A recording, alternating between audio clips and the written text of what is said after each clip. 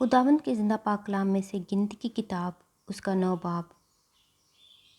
دوسری عید فصح بنی اسرائیل کے ملک مصر سے نکلنے کے دوسرے برس کے پہلے مہینے میں خداوند نے دشت سینا میں موسیٰ سے کہا کہ بنی اسرائیل عید فصح اس کے معین وقت پر منائیں۔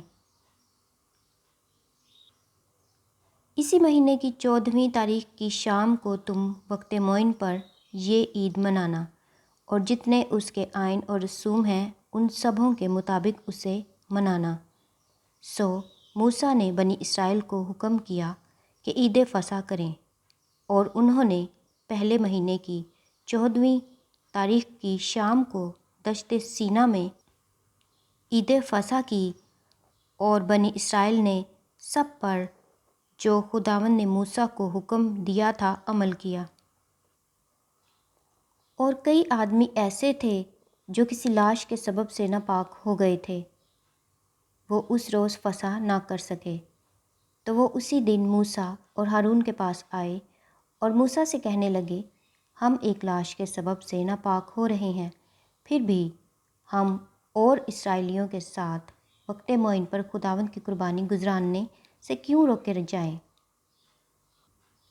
موسیٰ نے ان سے کہا، ٹھہر جاؤ، میں ذرا سن لوں کہ خداوند تمہارے حق میں کیا حکم کرتا ہے۔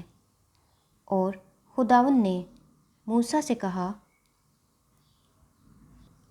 بنی اسرائیل سے کہہ کہ اگر کوئی تم میں سے یا تمہاری نسل میں سے کسی لاش کے سبب سے ناپاک ہو جائے، یا وہ کہیں دور سفر میں ہو، تو بھی وہ خداوند کے لیے عید فصح کرے۔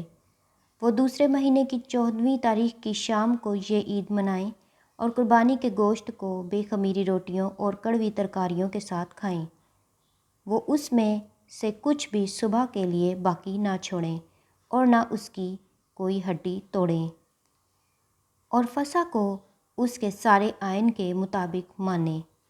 لیکن جو آدمی پاک ہو اور سفر میں بھی نہ ہو، اگر وہ فصح کرنے سے باز رہے تو وہ آدمی اپنی قوم میں سے کاٹ ڈالا جائے گا، کیونکہ اس نے معین وقت پر خداوند کی قربانی نہیں گزرانی، سو اس آدمی کا گناہ اسی کے سر لگے گا۔ اور اگر کوئی پردیسی تم میں بود و باش کرتا ہو اور وہ خداوند کے لیے فصح کرنا چاہے، تو وہ فصح کے آئین اور رسوم کے مطابق اسے مانے۔ تم دیسی اور پردیسی دونوں کے لیے ایک ہی آئین رکھنا۔ آگ کا بادل۔ اور جس دن مسکن یعنی خیمہ شہادت نصب ہوا، اسی دن ابر اس پر چھا گیا، اور شام کو وہ مسکن پر آگ سا دکھائی دیا، اور صبح تک ویسا ہی رہا۔ اور ہمیشہ ایسا ہی ہوا کرتا تھا کہ ابر اس پر چھایا رہتا اور رات کو آگ دکھائی دیتی تھی۔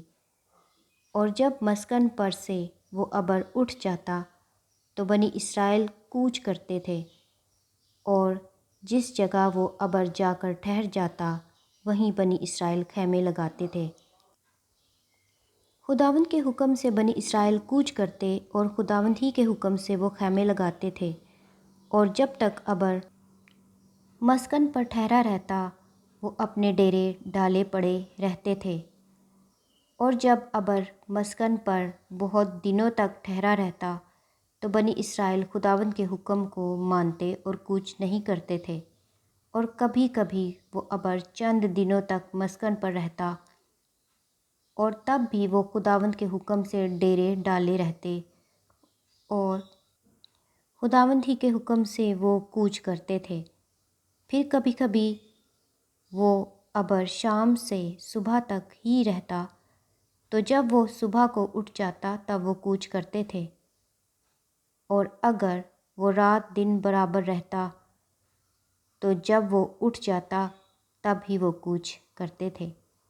اور جب تک وہ ابر مسکن پر ٹھہرا رہتا، خواہ 2 دن یا 1 مہینہ یا 1 برس ہو، تب تک بنی اسرائیل اپنے خیموں میں مقیم رہتے اور کوچ نہیں کرتے تھے۔